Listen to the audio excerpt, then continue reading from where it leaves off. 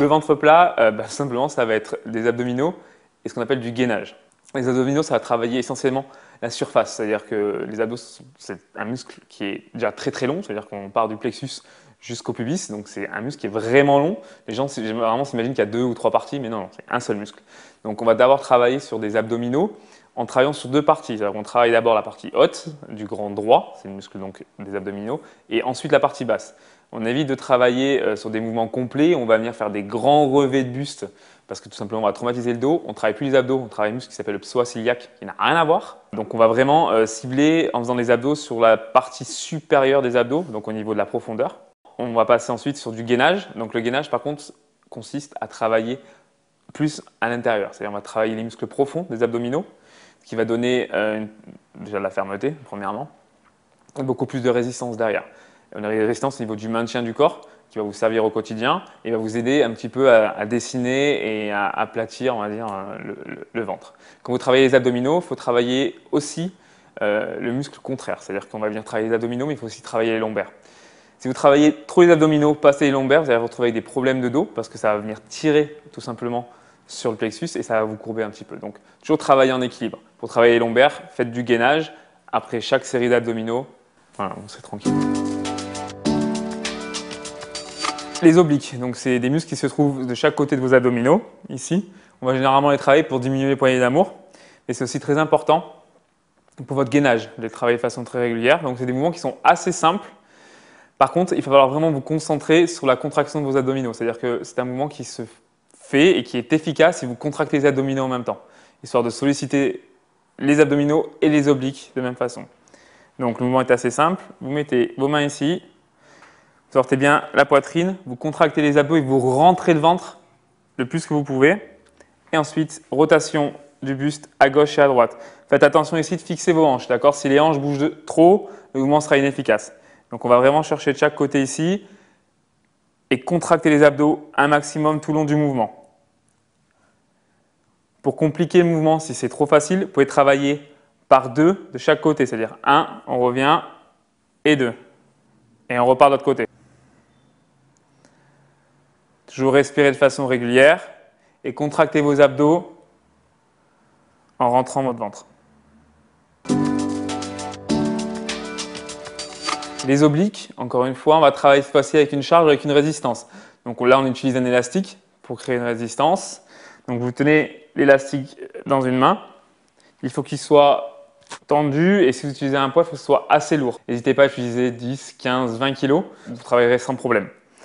Donc on va rester bien droit, sortir les pecs et on va descendre du côté opposé du poids, sur le côté et remonter. Toujours pour accentuer l'efficacité du mouvement, on va rentrer le ventre et contracter les abdominaux en même temps. On inspire et on souffle. Donc il faut travailler forcément des deux côtés de façon séparée. C'est un mouvement pour lequel vous pouvez faire beaucoup de répétitions. Entre 20 et 40 répétitions, c'est parfait. Et on relâche. Les abdominaux, le crunch classique. Vous pouvez travailler de deux façons. Soit vous travaillez les pieds à plat, mais vous devez faire attention à avoir le bas du dos collé au niveau du sol. Soit vous travaillez avec les jambes légèrement relevées pour coller le dos au sol. Et on monte et on descend en abduction. On souffle quand on arrive en haut. Et on regarde bien vers l'arrière. Important au niveau du regard. Si vous regardez trop vers l'avant, vous allez créer des tensions au niveau de la nuque et vous retrouvez avec des douleurs au niveau des trapèzes. C'est pas ce qu'on cherche. Et on relâche. Les abdominaux, cette fois-ci, on travaille la partie basse. Donc on va faire des crunchs inversés.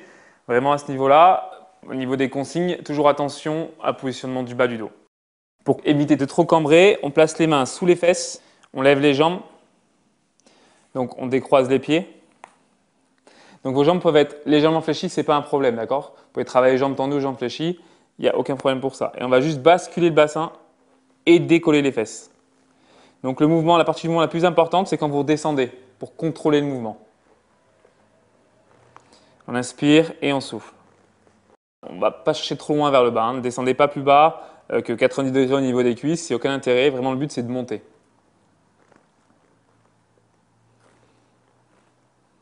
Et on relâche.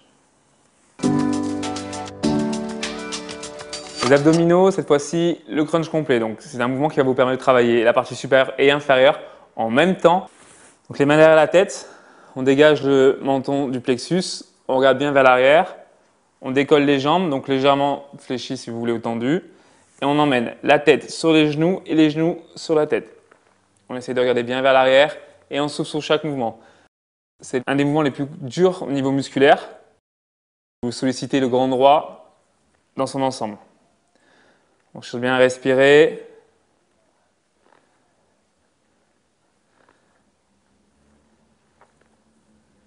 Et on relâche. Le gainage. Donc on va commencer par le gainage de face. Donc on va venir travailler au niveau des abdominaux, des muscles profonds, au niveau des abdominaux et des lombaires. On appuie sur les pointes de pied. Voilà, et on fait une planche avec le corps. Important au niveau du dos, pas trop creuser le dos, pas trop monter les fesses non plus, pour vraiment avoir un mouvement efficace. On contracte les fessiers, on contracte les abdos dans le même temps et on souffle. On garde cette position-là. Si cette position est trop difficile, on va simplement passer sur les genoux. Ici, toujours au niveau du fessier, on va bien faire attention à être bien gainé et en forme de planche, pas trop descendre ni trop monter les fesses et garder la position.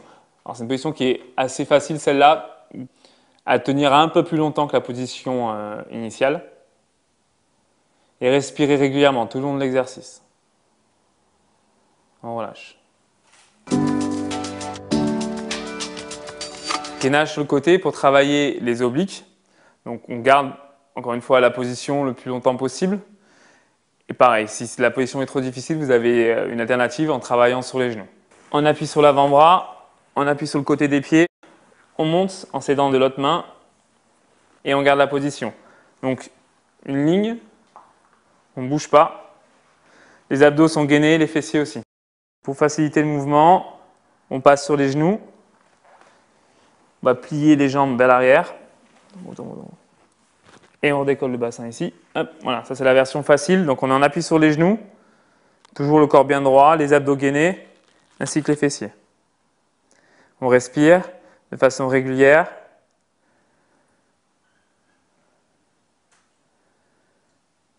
Et on relâche.